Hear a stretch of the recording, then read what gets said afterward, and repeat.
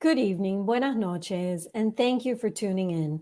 On behalf of all of us at the locally based, independently owned bookstore, Books and Books in Miami, Florida, and in partnership with Politics and Prose in Washington, D.C., and Gibson's Bookstore in Concord, New Hampshire, it's my pleasure to welcome you to a virtual evening with Peter Heller to discuss his new novel, The Guide, published by our friends at Alfred A. Knopf.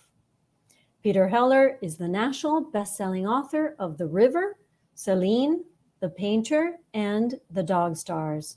The Painter was a finalist for the Los Angeles Times Book Prize and won the prestigious Reading the West Book Award, and The Dog Stars has been published in 22 languages to date. Peter is also the author of 4 nonfiction books, including Kook, What Surfing Taught Me About Love, Life, and Catching the Perfect Wave, which was awarded the National Outdoor Book Award for Literature. He holds an MFA from the Iowa Writers Workshop in Poetry and Fiction and lives in Denver, Colorado. To moderate tonight's conversation, we're joined by Diane Les Becquets. Diane is the author of 5 novels, including the national bestseller Breaking Wild, which was the recipient of the Colorado Book Award in Fiction, the New Hampshire Literary Award in Fiction, an Indie Next Pick, and was shortlisted for the Reading the West Literary Award in Fiction. After raising 3 sons in a small ranching town in northwest Colorado, she now resides in New Hampshire with her husband and rescue dog, Izzy. Throughout this evening's broadcast, you're invited to ask questions by using the Ask a Question feature. So put those in as you listen and they come to you.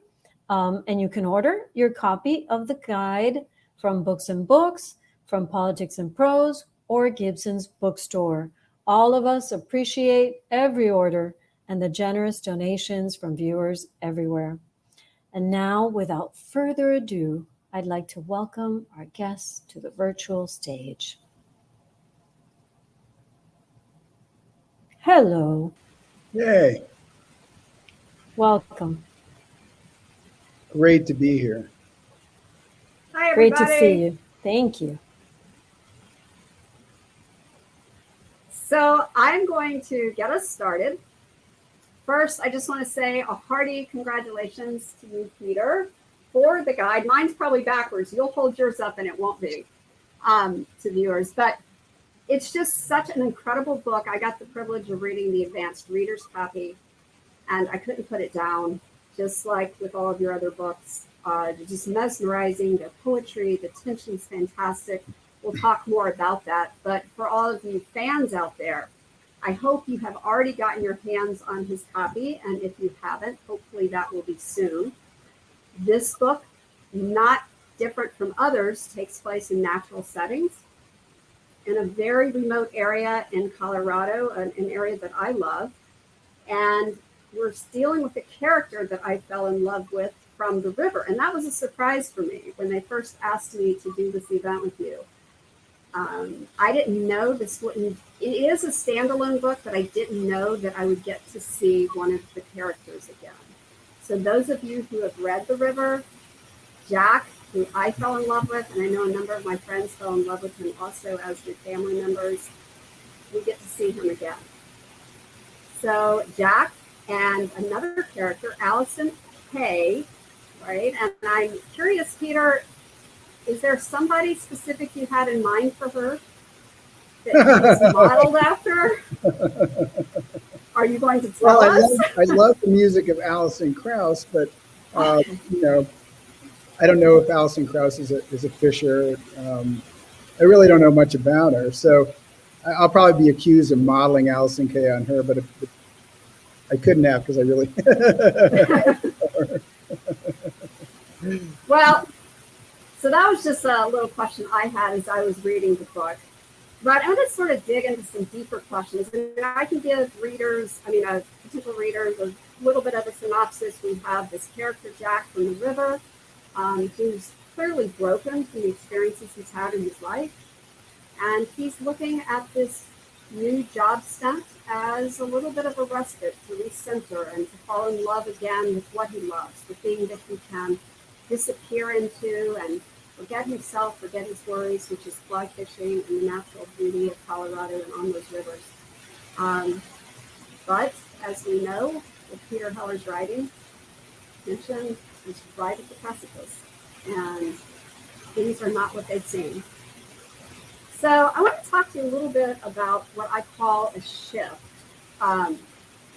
In my house at home, and for viewers out there, I know I'm actually on the road right now doing some research, so I'm in the Upper Peninsula of Michigan, but back at home, I have a plaque above the door that I go in and out of all the time, and it says it's never too late to be what you might have been. So I'm thinking about you growing up in Brooklyn. You know, you had a very interesting life before moving from Brooklyn, going to college at Dartmouth. Then you decide you're going to go to LA and be a screenwriter. You did that. Then you get to come and be an adventurer. Well, you learned how to kayak, right? A world-class kayaker at Dartmouth.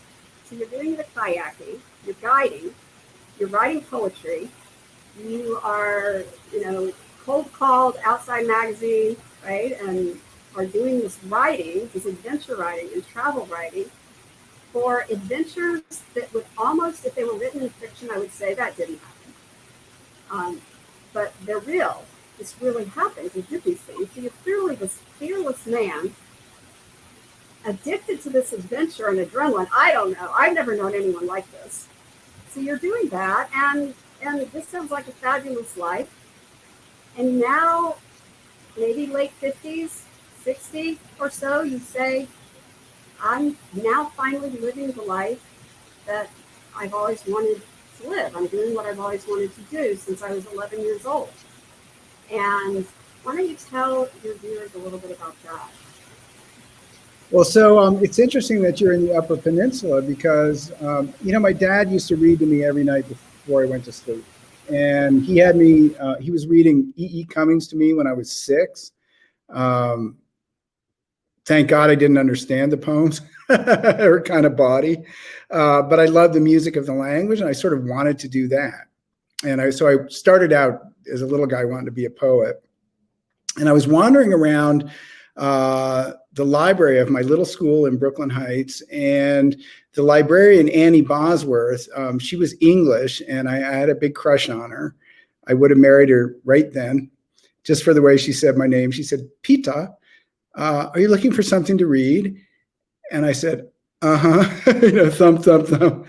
And, she'd been following my reading since I was 5, and she took me right over to the fiction shelf, and she pulled off a slim volume called In Our Time by Ernest Hemingway. And you got to picture an 11-year-old kid taking that home in New York City. My jaw just dropped. My heart just sort of burst out of my chest. I wanted to hop off a slow-moving freight train in the Upper Peninsula, where you are now, and have a rucksack and walk through grass that wet my pant legs with dew, and camp by the big Two-Hearted River and make a fire and make cowboy coffee and not burn my tongue the way Nick didn't burn his tongue. And I wanted to fish for those gorgeous trout. I wanted to have a girlfriend like in the end of something that could, row and fish like a man and then break up with her because Nick did, right?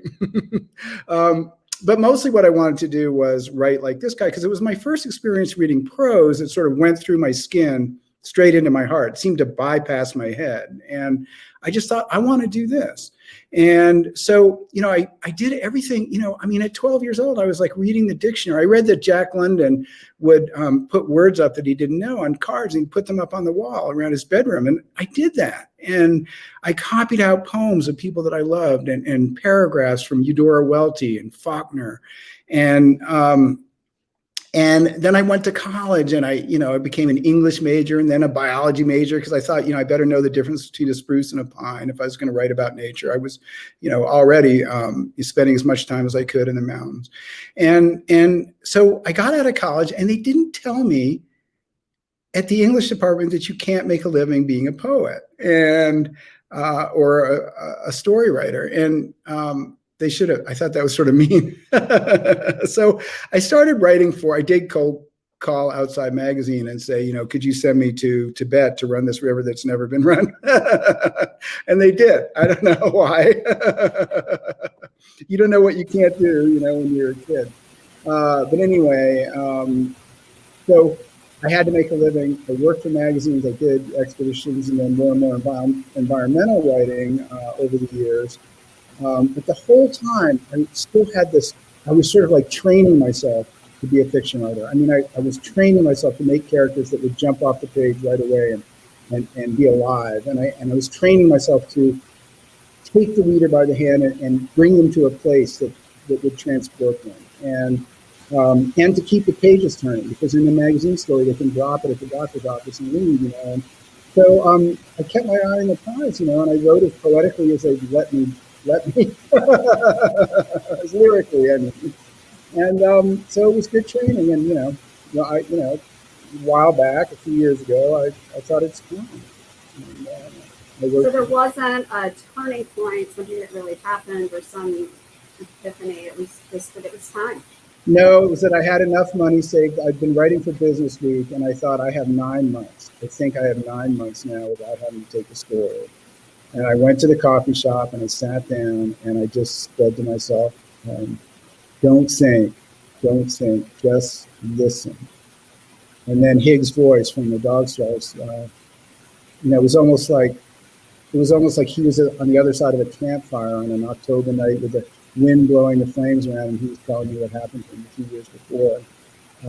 It was the most thrilling thing I'd ever experienced. I wrote the book in like 7 months in a white heat, and that was it. I mean, once you start making it all up, you know, you're not going back.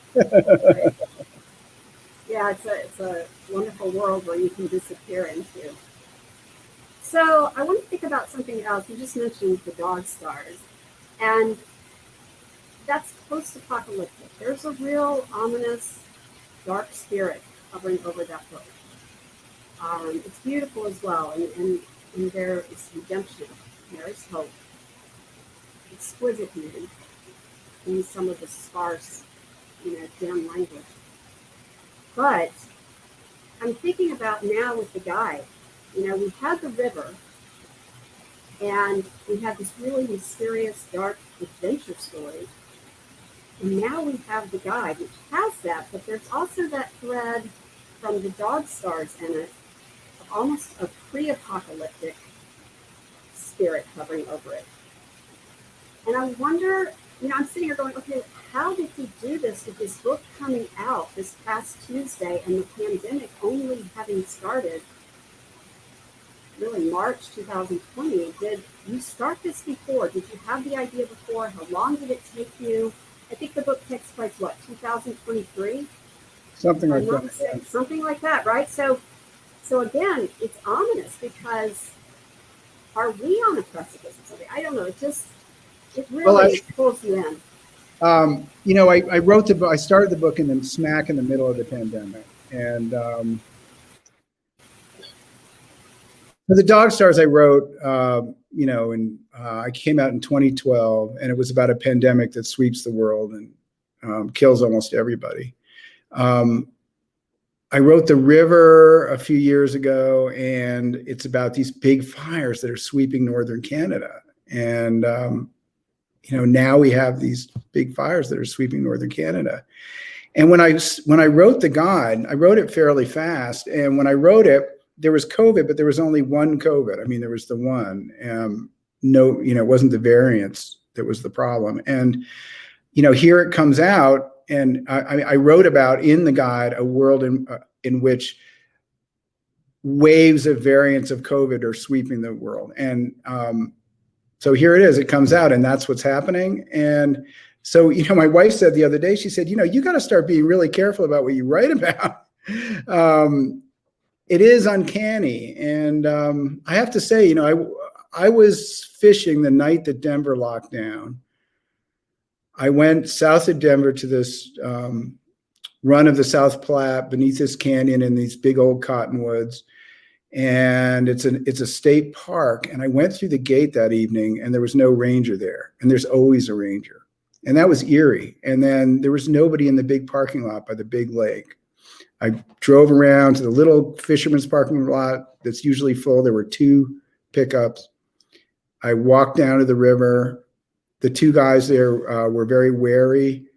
they said, it's just the suckers running, and then the hair went up on the back of my neck, because in the dog stars, hig fishes to stay connected, but the trout are gone. There's only suckers and carp. And I started fishing, and the sun went down. There was no one else around. They left. It was cold. I drove home. That boulevard was empty. All the stores were closed, and I got goosebumps. I was like, this. I felt like Hig in the dog stars. It was very, very strange. So, God willing, we'll get through this in a way that doesn't manifest as it does in the guide. Right. Let's talk a little bit. So you hear a lot, if I look at reviews, you hear about the shadows, the darkness, the evil that lurks in your books. I think I even read one saying that it's a grounding force in your book. I disagree with that, which I will come back to in a minute. But for now, I want to kind of run with this dark shadow motif. And, I was thinking about something you did interject into the novel in the guide. This won't give anything away to anyone who hasn't read it yet. But it's where you bring in Marilyn Robinson. And, he's such a religious writer, and he's such a beautiful spiritual writer. So I'm just going to read the line. And Jack rocked forward and squeezed his glass and said, "What is evil? What do you think it is?" And so this is Jack saying that he's had an encounter with Marilyn Robinson. They've had a conversation, and he just out of the blue asks her this question. And without hesitation, she says, "Impediment to being." That simple. Jack had thought about it ever since. Did she ever say that to you? So she was one of my teachers. Yeah, she was one of my teachers at the Iowa Writers Workshop. I studied fiction and poetry. She was one of my fiction teachers, and we became friends. And I was sitting in her backyard, and we were having iced tea. And I knew, that she wrote a lot about religious issues and spirituality. And so I did. I asked her out of the blue. I said, "What is evil, do you think?" And she said that thing, impediment to being. And I have thought about it like Jack ever since. I think it's a beautiful, beautiful, concise way to talk about evil. What does that mean to you?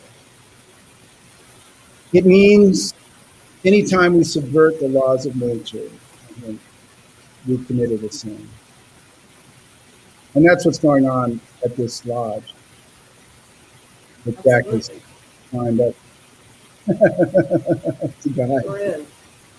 So, if we look at that, some people can say, okay, your books are grounded in darkness, but I'm seeing something different here. And if someone were to ask me that question, I would say that each of the novels of yours that I've read are grounded in pain. And I think pain and the darkness are different. Certainly the evil is there.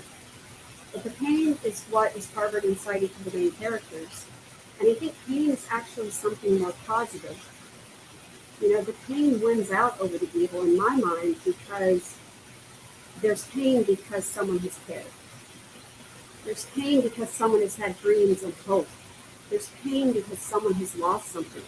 And I may get choked up when I talk about this, because I'm so deeply moved by your prose and the characters you draw, about just the capacity, the sensitivity that you have for empathy and for compassion that is shown through these characters. And so, one thing I was thinking about, in looking at your life, and I'm not going to mine your personal life and try to say, where did your pain come from and all of that, because I feel like if that's something you want to share, you will. But I do know the things you have already written about or discussed, and they're really gripping to me. They really just touch my soul. Like, we can think about what you've written about in China with the raft and the kayakers. And you all are on the river. One of the rafts tips over. Should not have been a treacherous river. And unfortunately, one of the people in the raft gets caught in a lockdown, and he's on his honeymoon with his wife. There you are trying to save him. Others are trying to save him. And you can't. You're incapable of saving this man's life, no matter how hard you try. Forces of nature are stronger. And to be able to hold that man's head and to be with him as the river rises. And you see his life, pass. And then to have to tell his new wife. And then I think about the empathy you show in that and what you went through. You have a cumulative loss, not only just your own personal losses that you've experienced, but there's a cumulative loss here when you have such an intimate relationship with the environment, with nature. The cumulative loss you're witnessing with the fires, the cumulative loss you've witnessed with others who you cared about. So you have that capacity, and I truly believe that is what makes you the powerful kind of writer that you are. I think about what you've written about the pilot whales, species of dolphins, and you think about their intelligence that they have, so human-like. And to watch the massacre of these dolphins, on the shores off Japan, there is again that compassion, that empathy that you felt all of this, that stayed with you. And I don't know if there's anything else you want to talk about that, but I think there's questions in all of that with Pain. There are questions, and you're raising questions in your novels. You're raising things for us to think about. And with Pain, there is always something desperate for the reader. That's what lures me to your writing, is I want to solve that pain. I want to help those characters. But you know what? They don't get stuck. They keep moving. They keep putting one foot in front of the other. They keep redeeming themselves by living. And I just wanted to open that up here if there's anything else you'd like to share about any of that. Well, it's interesting that you're talking about that now, because I always like to go get a little exercise before one of these readings or conversations. And I was out on this lake near my house paddling around, and all of a sudden it was a really tough, COVID was a very tough year for me. I lost my father in last September. I lost my dear friend, Jim Wagner, who's the painter in The Painter, Jim Stegner. It's modeled very closely on him. I lost him a few months ago. I lost someone who I'd considered almost a brother, Rafael Gallo in Costa Rica, my age, and a couple of more dear friends. And I was paddling around. I was just thinking about, how do we reckon these losses? How do we keep going? I mean, I just stopped paddling and I let myself drift, and I thought, we have no choice. I mean, we have to, pick up the paddle and finish going around that lake and come do this reading. There's no other option. And if we can do it and stay connected to the things that give us joy and stay connected to each other and take care of each other, that's all we can do.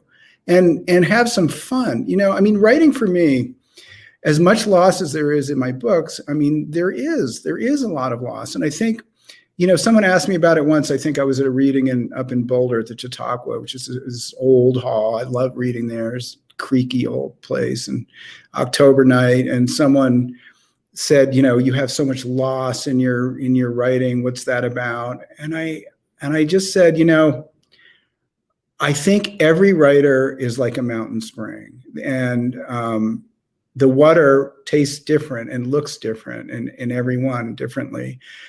So, I'll read anything Murakami writes. I don't care what the story's about or the novel, but just the voice, the texture of the prose, the way his mind, his quirky mind works. I love it. And so his mountain spring has a certain taste.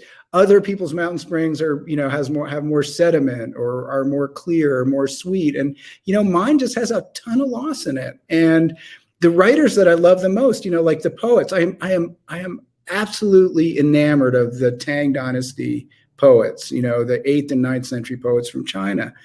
And it's because they're aficionados of loss. These guys, they can put you in 3 lines. They can put you in some mountain stream with a mist shredding through the pines, and you feel that you're there, and then they just break your heart.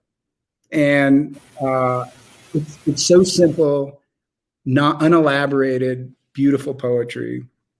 And so yes, yes to everything you said. And I also, as you started speaking, I thought to myself, I have never done anything good in my life without pain. I mean, as you said, I mean, pain is not a bad thing. Pain is how we grow.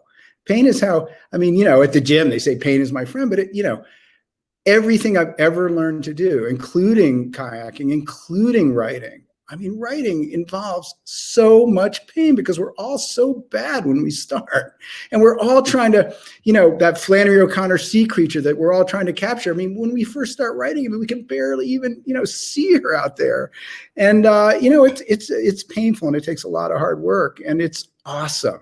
And it brings so much. The other side of pain is joy. It brings so much joy to get through that and to have created something, something that's all right. And I think that's true in relationships. I think it's true everywhere.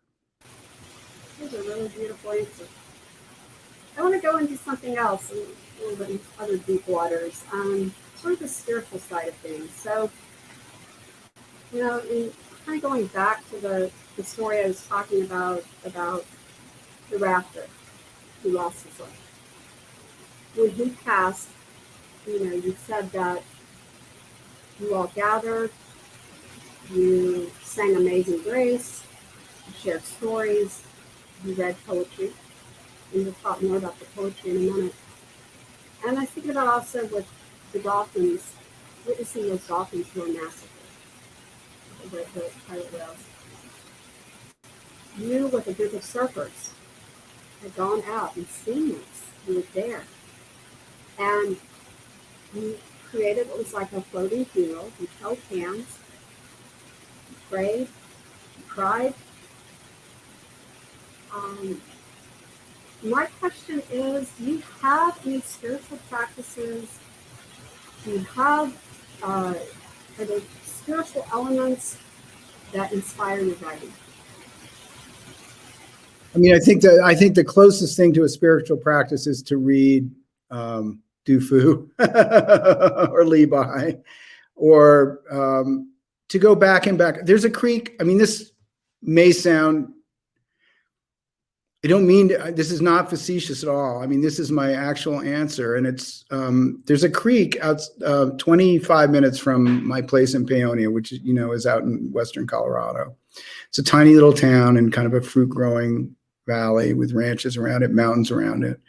And 25 minutes, you know, up into the mountains is a little creek. And I have fished that thing, you know, in every season, every time of day, every mood. I've fished it. It's a little wooded canyon, spruce and pine. It's a small creek that you can wade up. The road drops away, the road climbs away from it. And, you know, you're in a sort of a wooded canyon, and there's often I'll look up and see a deer crossing and just watching me, or an elk or a bear, trotting across.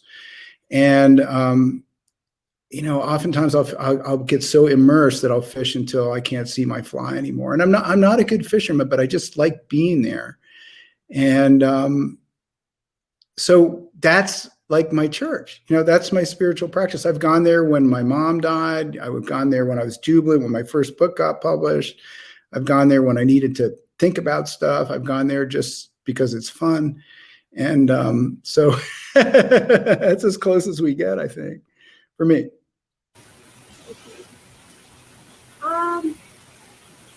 So I want to go back to the poetry.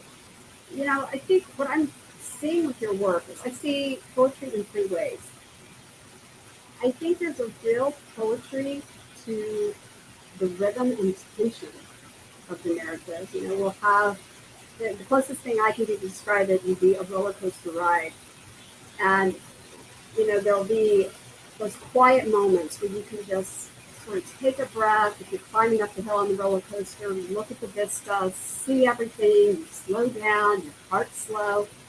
But then little things start happening. Small things happen. And same as kind of clicking up the hill of that roller coaster and the anticipation something dramatic's getting ready to happen here, you know. And then you might have a hill, and, right? But you balance this really well. I can't read books that are just constantly dipping in those hills. You need those quiet moments.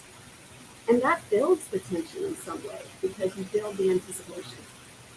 And then at the end of every roller coaster ride, there's like the epic hill.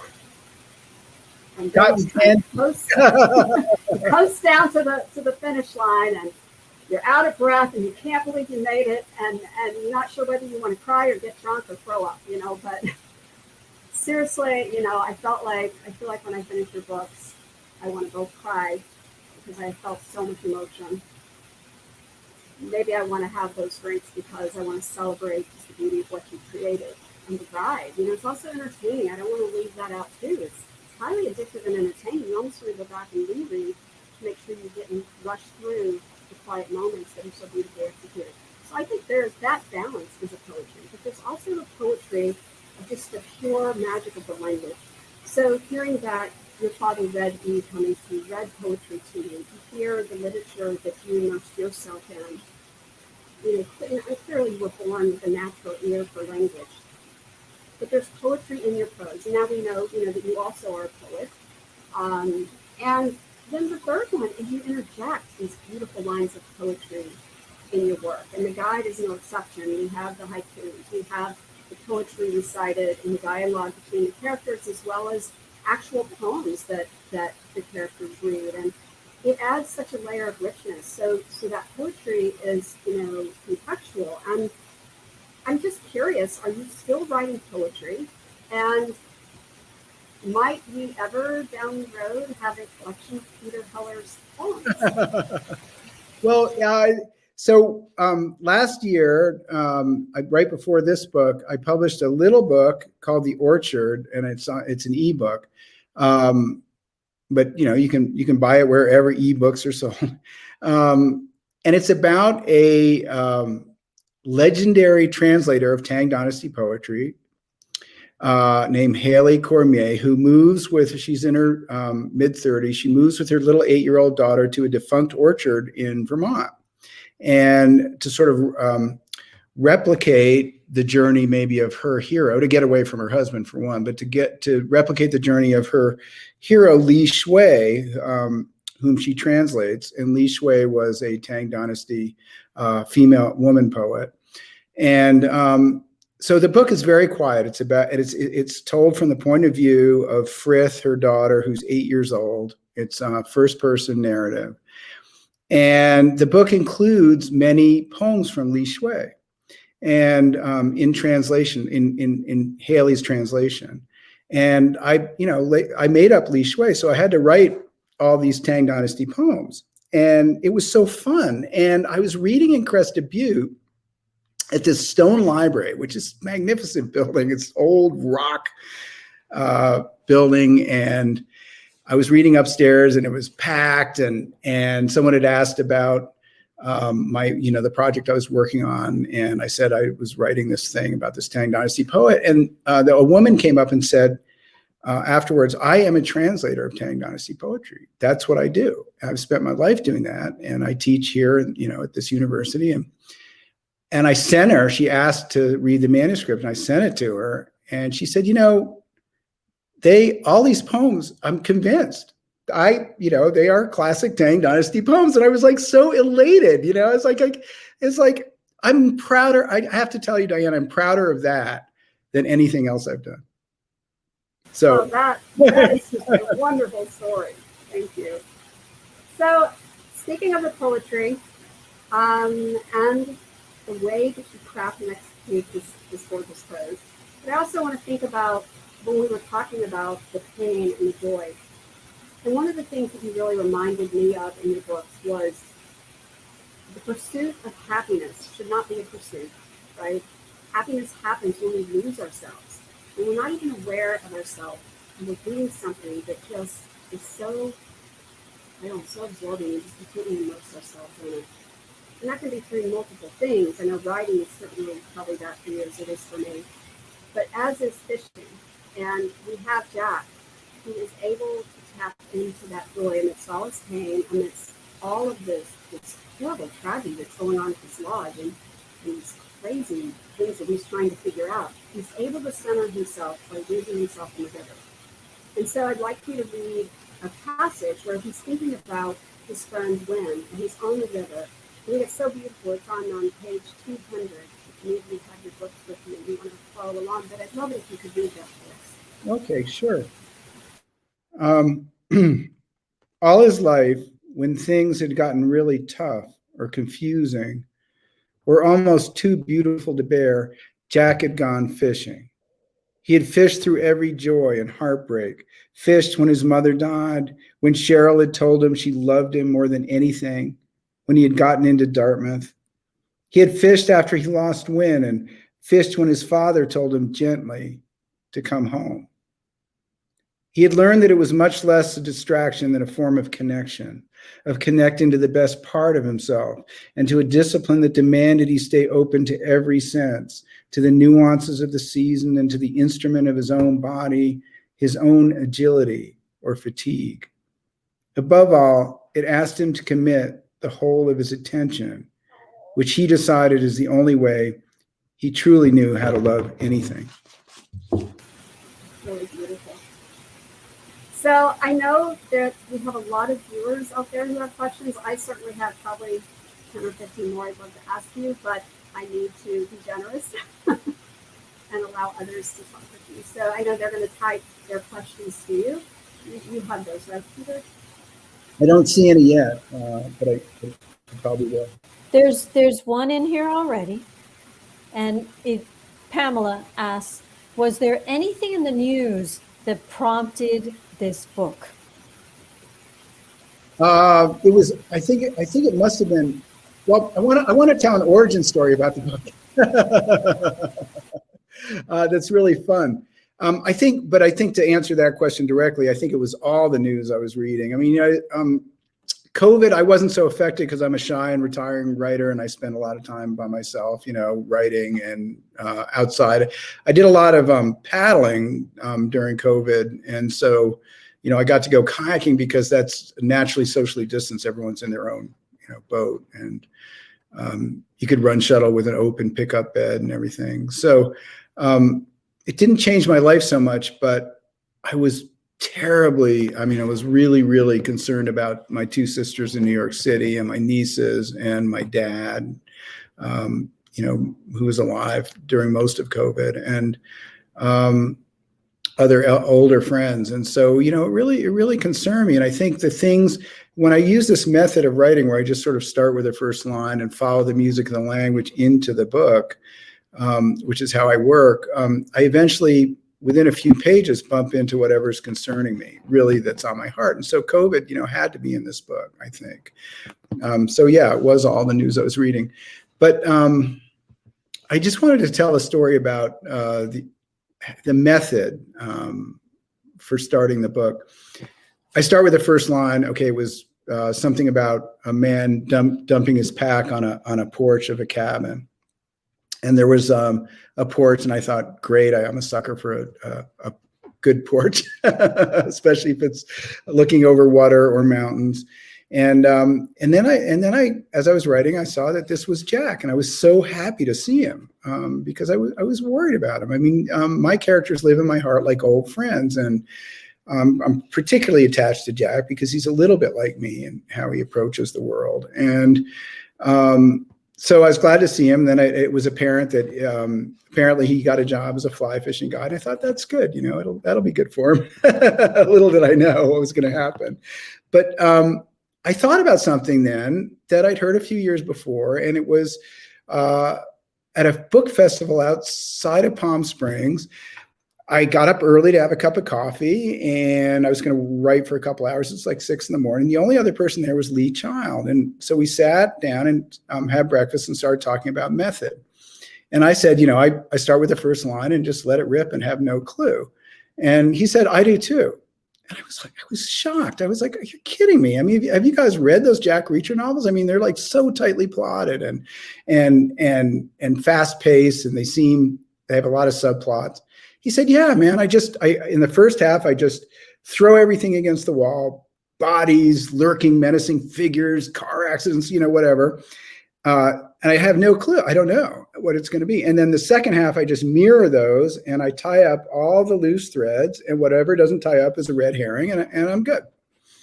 And I thought, I said, I read whole books on writing novels, Stephen King's book, John Gardner's book, and you just gave me a method in 2 sentences. Thank you.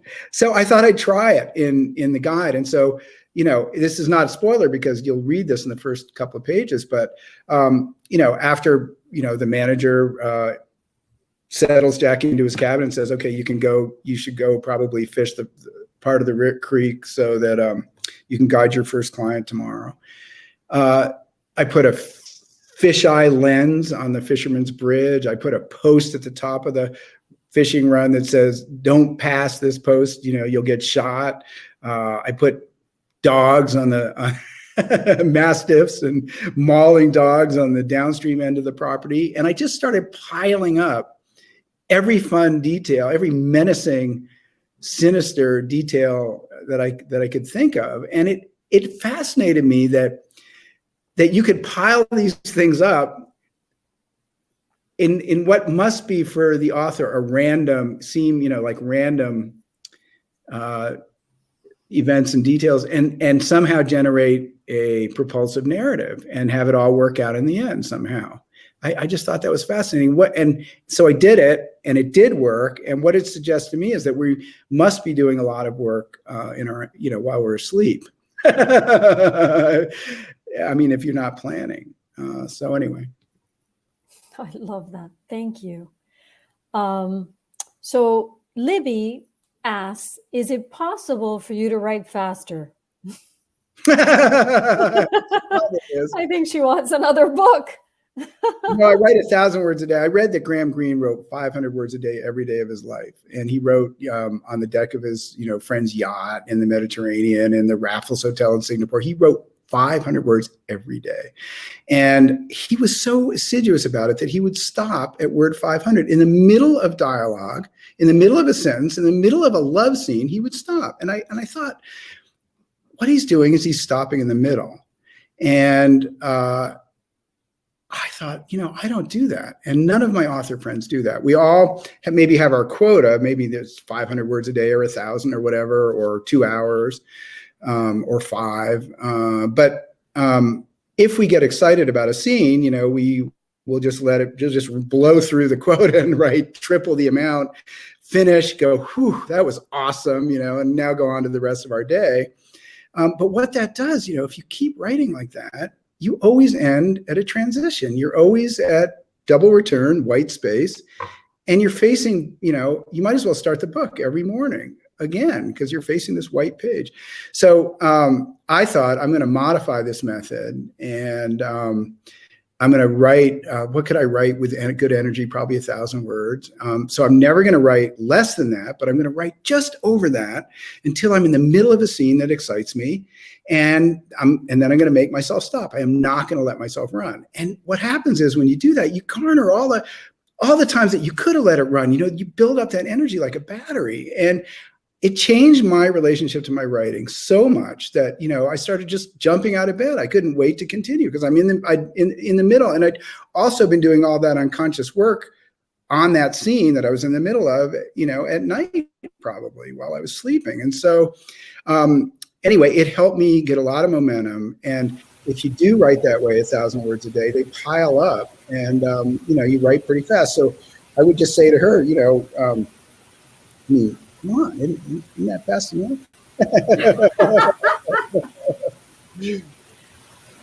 Okay, thank you.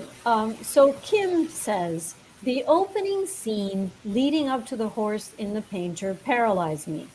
I had to put the book aside and almost returned it because I couldn't open it. You moved beautifully through that scene, but you've captured violence so beautifully in your books. How?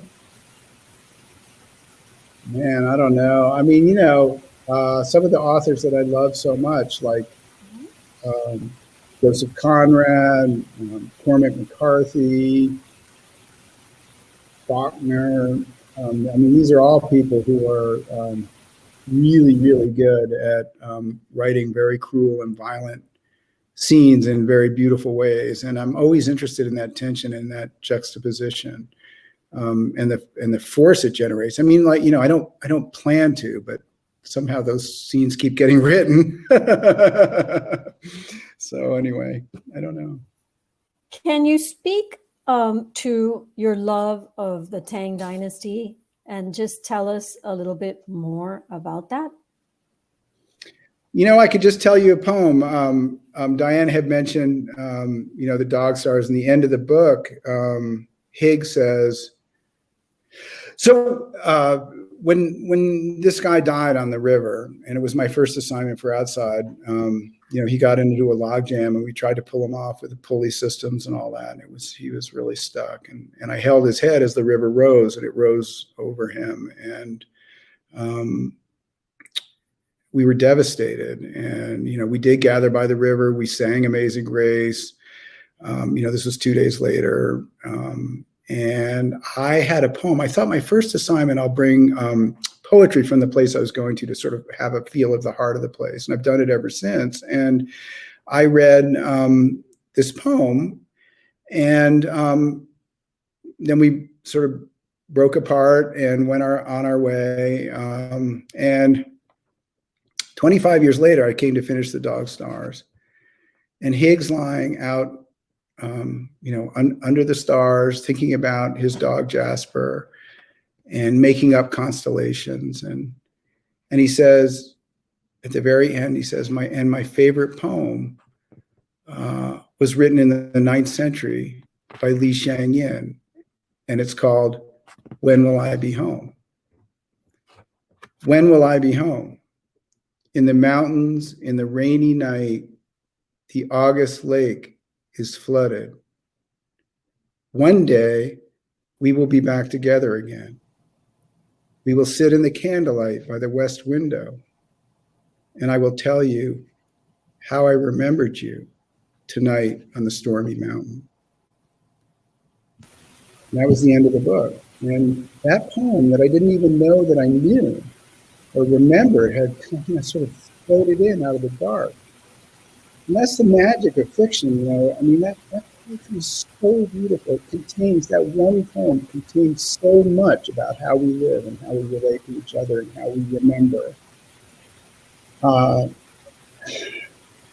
Anyway, that's the magic of fiction, is that this stuff can just, float. You write, Diane, as you know, you write stuff that you don't even know you know, or how could you know? And it comes in out of that big, great dark, and it's magical. That's beautiful. Thank you. So I'll just remind people that you can still post more questions if you have some. I have a question. What was it like at the Iowa Writers Institute and studying with people like Marilyn Robinson? And just, I'd love to hear a little bit about your formation. So yeah, I went late. I went when I was like 32, because I was already making a living as a writer, as a magazine writer, and I was living in the most beautiful place on the planet. And I was sort of, why would I go to the cornfields of Iowa? Take 2 years. Turns out the cornfields of Iowa are beautiful. The Iowa River flows through Iowa City, and I would take my kayak up it every afternoon. I was just sort of blown away, and I'd run through these woods and these rolling hills.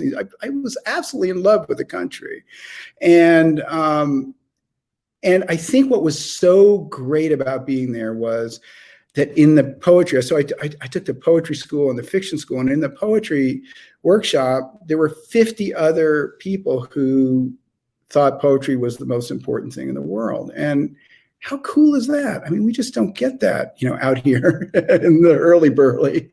And so I love that. I love that, we could swap poems, or someone, my roommate would look up and say, listen to this. Listen to the rhythm of this John Donne poem. He's dead, dead, dead. He's dead, and we would swap poems and share our own poems. And it was just very generative, I would say. And then the fiction writers, I thought, so the poets, I went to my first workshop with Jory Graham, and all 15 students, I'm not kidding. This is not hyperbole. They all wore black, and Jory Graham did too. I think they were copying her, and a lot of them had like little wire rim Yates classes, and they were talking about negative capability and stuff. And it was interesting. I mean, they were mostly young, they were mostly just out of college, and they were super smart, and that was really fun. But it was so different going to the fiction workshop because that was all mostly older people. All of them had families, they'd work, and all they wanted to do was just tell a good story. And so being with both of those schools together was such a wonderful education. And then, of course, having daily commerce with somebody like Marilyn Robinson or Joy Graham or Jim Galvin was completely thrilling. And, it just made me want to go home every day and try and write the best damn lines that I could. And it was awesome. Thank you. I admire all of them so much, and I admire you so much. And I want to thank you for this wonderful conversation. How beautiful the things that you've shared with us tonight, right? I have to say that Diane, Yes. Diane, you are the most thoughtful, lovely, sensitive, deep reading interviewer that I've ever had, and I really appreciate it. Yeah, thank you. Wow. Yes. I think you went very deep and read very closely and asked wonderful, wonderful questions. So I don't see any more questions here tonight. So I have okay, one more. do it. Great. What's next? What's next? So I just finished another novel, and Knopf just took it, which is wonderful. And Yay! yay! And it's about an enforcement ranger in Yellowstone National Park who loves wolves more than people. So Can't wait. trouble ensues. Oh, fantastic. And someone else did post a question. Do you have any plans for first-hand documentaries similar to the Sangpo kayak adventure? I still write for magazines now and then, and it's just for fun, travel stories and stuff. And I'm getting a friend of mine is a wonderful wildlife photographer, and I'm going to go with him for Traveler up to Hudson Bay with my wife in November to observe the largest wolves on Earth, Canis lupus hudsonii, and they're twice the size of Yellowstone wolves, and they're the only species on the planet who will hunt polar bear. And nobody knows a lot about them, and I just can't wait. So that will be a nonfiction story. But mostly, really, what I said to Diane is, once I start making it all up, it's really hard to go back. It's just so fun to get on a narrative current, be transported, not know where it's going to take me, not know the ending, come around a bend and be totally shocked, thrilled, surprised. It is really thrilling. So probably not. Okay, one more. Will Dog Stars be a mini series of quality? That's up to the producers and director. But I'm happy to say it was optioned by a certain studio for the last bunch of years. And the guy that wrote Revenant just bought it. And he wants to write the script and put it all together. And I'm so happy because I thought Revenant was just so beautiful. And I think what I loved about it most was that the landscape and the wild country was the most important character. And it's full of silences. And so I'm really, really, really excited about what he does with that. So we'll see. So the questions are coming in now. So here's another one. As a bookseller reviewer, I met your prose with Dog Stars. I fell in love with the narrative, full of grand characters and ideas. Do you have any idea what you plan to write? Do you wake up thinking about new ideas? This is from Linda. Yeah, I always joke that, I'm just not that smart to have an idea. But really, what it is that I came up as a poet, and I'm really, really much more interested in the music of the language than plot and story and all that. And so, So the way I get started and the way I fall in love with the new project is I just start with lines whose cadence I love, whose sound I love, the music of it, and I follow those lines into the story, and sort of follow the music of the language into the narrative. And so I never know what's going to come next. And I mean, when I sat down to write the Dog Stars, this is true. I started writing, it was something like, I keep the beast running, I keep the low lead on tap, and I knew that was aviation fuel. So, okay, there's some planes around somewhere. I foresee attacks. A few lines later, my name is Hig, one name, big Hig if you need another. If I ever woke up crying in the middle of a dream, and I'm not saying I did, it's because the trout are gone. Everyone. I just thought, okay, I'm listening. Tell me, speak. And a few pages in, I realized it was post-apocalyptic, that everyone had died of this pandemic. And I thought, crap, I don't want to write a post-apocalyptic novel. This is my debut novel. This is my first chance to write fiction. I want to write literary fiction, not genre. But the voice was so compelling that, I kept going with Hig's tale. And so it's fun that way. I mean, I just never know.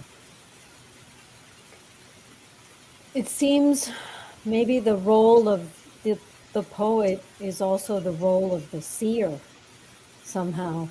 You go deeper, you go beyond, I don't know, in capturing language, maybe you're going beyond language to certain things. I don't know. So I'm very moved by your words, and I'm not doing a great job of explaining it, but thank you. Happy book birthday. Thank you for bringing. Yes, there we go. Thank you right? so It much. is. Hold it up a little higher, just a little higher. Okay, wonderful. There we go. I really love tonight. Thanks so much, and Diane, Thank thanks you again so for much. such a wonderful interview. And to the 3 bookstores, go with God, whatever that is for you. Our pleasure. Oh my God, our pleasure. Thank you so much. Thank you for supporting us. Thank you for being here with us All right, tonight. take care, you guys. Take care, everyone. Good night, everybody.